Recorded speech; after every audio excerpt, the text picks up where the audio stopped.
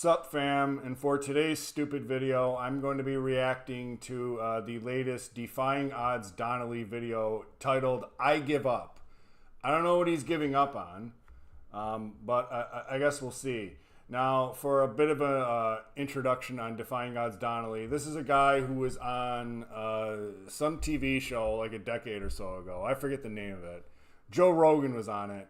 And anyway, he went on there, Donnelly went on there, and he's just like this incel, and like the Jewish normies there just like mocked him, insulted him, just talked down to him, while Donnelly was just basically like asking these guys for help on what to do. It was one of the most disgusting things I've ever seen, just repulsive.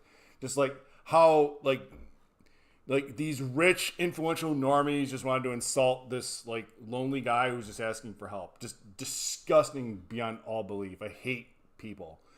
But anyway, I don't know. Apparently Donnelly has like mentioned me before, and he just said he hates watching me because I'm like really negative. And I mean, like, fair enough. I am a very negative person. I'm extremely cynical, but like I also think like he's too positive. He could probably use some of my negativity, and I could use some of his positivity. So, yeah, fair enough. So anyway, we'll react to Donnelly here. Let's make myself a little bit smaller. Okay. Let's hear what he has to say. Therapy, in my experience, has it worked? No. So... No, I could have told you that, Donnelly, like years ago. Yeah, therapy is not going to work for lonely men. They can't do anything to address the problem. I mean, Lord knows how many videos I've talked about my disastrous history with like over 30 therapists. They can't help you. But going forward, I have pretty much officially given up on therapy. Now, there are three things as to why therapy is potentially something that fails a lot of people. And I'm going to name three key points. The first one being, it's a business. Therapy just seems to be nothing more than a business. I mean, after all, it's expensive. It can be anywhere from $100 upwards of $300 to $400 per session. Sessions ranging anywhere from 50 minutes on up to an hour and a half. So yeah, in the end, it all comes down to a business. It's all about making money and so forth.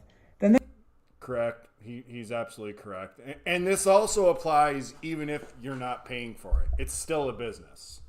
All these people that are in the mental health field, they're there to make a living.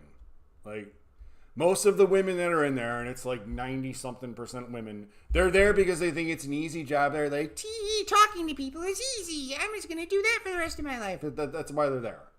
And they make an easy check. And for whatever reason, like every mental health facility I've ever been to, like there's just like it's like musical chairs. Like everyone just gets like a new job like every year or so. It's just they don't really care. It's a business. They're there to make money, and you know, and they're there to push Jew pills on you. Like the psychiatrists there are there to prescribe you Jew pills, you know, antidepressants, whatever pills, because it's an extremely profitable business. This is the bottom line. The main business of mental health is selling Jew pills. So yeah. Next component is experience. Obviously, depending on what someone is suffering from, it's difficult to find a therapist that specializes in niche areas, whether it's social interaction, PTSD, traumatic childhood, relationship difficulties, issues with maybe certain types of personality disorders or certain types of anxieties. I mean, you've got different kinds of anxieties out there, OCD, and so forth. So that's just another big challenge is finding someone that's got expertise that can specifically help. Correct. Now, actually, all the things he's mentioned, there are therapists that can help you with that. Now, for my situation with autism, good luck finding anyone that's going to want to help an adult with autism. Good luck finding that. The only thing you can really find are like support groups that are like not related to any mental health thing at all. That's basically the only thing you can find. And that is a complete waste of time. Because autistic men like generally do not want to talk with other autistic men, and autistic women hate autistic men. As long as pretty much everyone hates autistic men. So yeah, I mean, you need to find a therapist that is qualified to deal with your stuff. And at least with my history, and Lord knows I mentioned before my therapist Deborah, who like obviously was not trained on autism at all, and then she LARPs and says she does now, even though she's completely full of shit. But hey, whatever. Therapists are scum. Okay, look. And you utilize a modality that's going to potentially be helpful. And of course, probably the biggest one, the third component is, I honestly feel like a therapist has to have been at least in someone's shoes in some form or another. So let me give you an example. A good therapist is someone who themselves, if they're treating someone, let's say they experience bullying, body dysmorphic disorder, let's see what else they may suffer from. Okay, let's just say the real thing we're struggling with. You're a lonely man. I'm a lonely man. Do you think that the 90+% of female therapists have any understanding of what lonely men go through? No, they don't. I mean, like, that's it, really. I mean, and the thing is, the few percent of male therapists, they have to be feminists. They have to spew feminist garbage. And they're not, and their job is, they don't want to deal with lonely men. We're the bad guys. So, yeah, that's it. That's really it there. Well, it probably helps if the therapist themselves is someone that grew up being bullied and bullied into their later years, also had issues with feeling like they were like ugly or body dysmorphic issues. So in other words, it's being able to have... Okay, it's not body dysmorphic or issues, Donnelly. The problem is like you're a goofy looking dude and you're not attractive. I'm ugly too. See, I'm ugly too. The reason why women don't like me is because I'm not attractive. And the reason women don't like you is because you're not attractive. I'm sorry. You can do everything right. You can learn to talk to people. It doesn't mean shit. Like, you got to be attractive, and we're not. So, here's what it is. Empathy, because you yourself have been in a similar situation. And I think that's the biggest component as to why oftentimes I feel like therapy fails, is the therapist often doesn't know. They may be like, oh, that's so bad. You know, I'm so sorry to hear that. Oh, I understand how you must feel. That's probably one of the worst things you can say is, oh, I understand how you can feel, because truly you can never understand how someone feels, because everyone's situation is different. Everyone's resiliency level is different. So you have two people, they experience the same traumatic event, but they have different upbringings. Of course, their reaction to the event is going to be different. Even if you have people that experience the same adverse event, the same upbringing, well, they're still going to probably have different reactions. I mean, hence the combination of both genetic and environmental factors.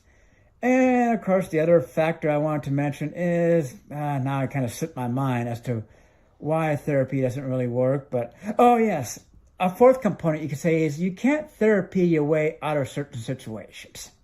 So for instance, if someone is feeling like they're super unattractive, well, if they have certain facial features that they're unhappy with, really the only way you can truly fix that is through means of modification, whether it's through some kind of surgery or voice alteration or whatever it may be. Or if someone's feeling like, oh, I'm not a good enough student, I feel like... Well, I mean, he talks about like facial structure. Like, yeah, the only way you're going to improve that is, I guess, through surgery. And then if you go to therapy, they're going to tell you have body dysmorphic disorder and you look just fine and you don't need it. So, yeah, that kind of defeats... I'm just a failure. All my teachers tell me I fail. Well, I don't think you can really therapy your way out of that. Really, what you would probably need is a way to have someone that's going to encourage you. Well, I mean, therapy might help you with that, actually.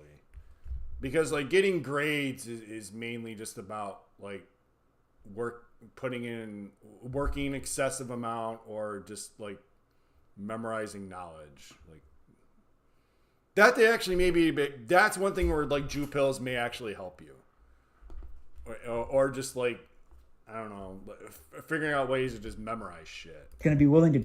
I've never had a problem with that. I have like a perfect memory. I always had perfect grades in school. I without even like trying. So tutor you. And it's not because I'm smart. It's because I can just like memorize everything. They can show you how, like, okay, this is how you work on math. This is how you work on your English.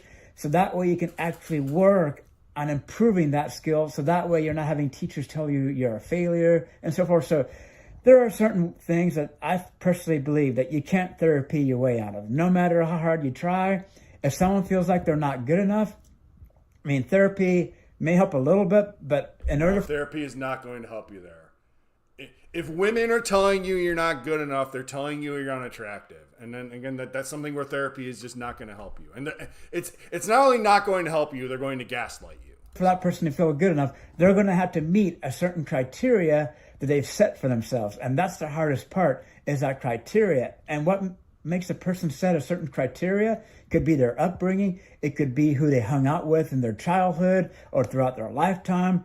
So really, their mental health is such a complex thing that it's no wonder why that many people often have difficulty finding the right therapist, or they just simply give up. It's because it's like after so many years or several months or after several therapists and not having really any results, there does come a point where you have to give up. And so that is true. Yes. You can only try so many therapists because telling your life story and opening yourself up and like the risks that are involved in doing that, it's taxing. It's very tiring. I've done it so many times that I can't even think of wanting to ever do that again. You can only do it so many times. That's another problem with therapy, is they just like, you're just thrown to someone who may not be like skilled or trained at all. It was a waste of time, but it's like, you can, like I say, you can only give so many attempts at it. Kind of where I'm at right now. It's like, so now I'm having to explore other options, and unfortunately these other options are quite expensive. Ketamine therapy for one. There's also a super long waiting list, and that would probably take a few years, but to go down to Oregon and see someone who actually uses medicinal mushrooms for therapy. And from what I've read, it's super expensive as well. So it's like, not only is it like a 3 or 4 year waiting list, but it's also like a couple grand per therapy session. I'm sure there's other outlets out there. I've heard some more extreme measures of like electroconvulsion therapy. I'm not exactly sure that's what it's called, but yes, there are other modalities out there, but they're super expensive and they're hard to get approval for. So, and then of course you've got ayahuasca, but then again, that can be expensive. You got to come up with airfare to go to these retreats and then partake in the ceremony. So really, as far as like therapy goes, I'm pretty much at my wit's end. So not sure what I'm going to do from here on out, but it's going to definitely be an uphill struggle till obviously you guys know that, you know, I just got to get myself in a position that I'm content with, whether it's bookkeeping or payroll clerk, that I can at least help me pay my way to seek out some of these more kind of... Oh, God. No. No, like, the plan should not be, I'm going to wage slay so I can pay for good things. No. See, this is the problem with like Donnelly and his endless positivity. Like, this dude has tried so many like career paths and going to the class. He did classes on like SQL and Java and like computer science. And it's like, dude, okay, look, getting into that shit, I know from my own history, getting into that field as a young male is like really, really hard. Trying to do it when you're like, what is he, like 50 years old? Bro, it's not going to happen. Like, no. I mean, I guess getting in the bookkeeping or something, fine, I guess. But like, at the end of the day, like, just get some job and like live content on that. Make it, as I always say, make the goal, I think, for lonely men is just do whatever, do the absolute minimum to make enough money to live comfortably, and then you're good. And then, like, as long as you got that, as long as you have that base, everything else is, then you can work on everything else. Everything else is gravy past that point, you know. And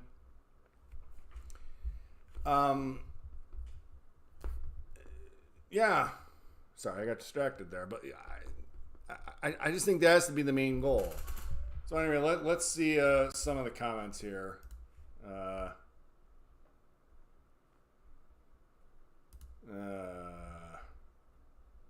Let's see if I can find them.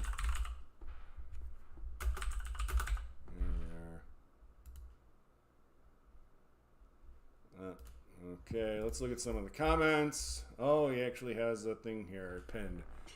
I will say that I will continue seeing my current therapist as a means for venting and for conversation practice. Oh, so you're still going to therapy. What the hell is the point of this video?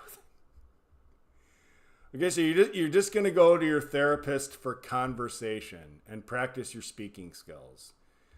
I mean, bro, like, making friends is not that hard. Dude, if your goal is to just talk to people, okay, like join some meetup groups or just do anything around people your age or older. Believe me, there are no shortage of people that will talk to you.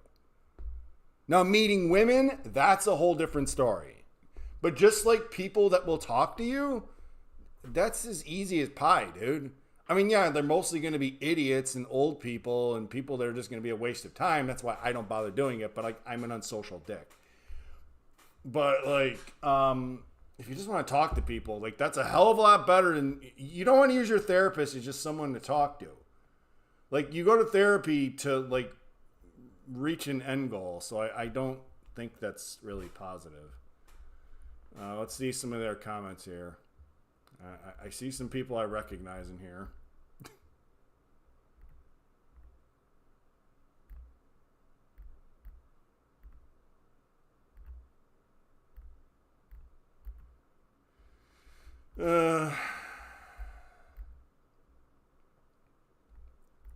Yeah, there's nothing here. So, yeah, I don't know. Therapy is a waste of time for lonely men. Like, I've said it before a million times, and I'll always say that. If you're a lonely dude, don't go to therapy. It's going to waste your time, and for the love of God, if you have to spend any money there, don't do that.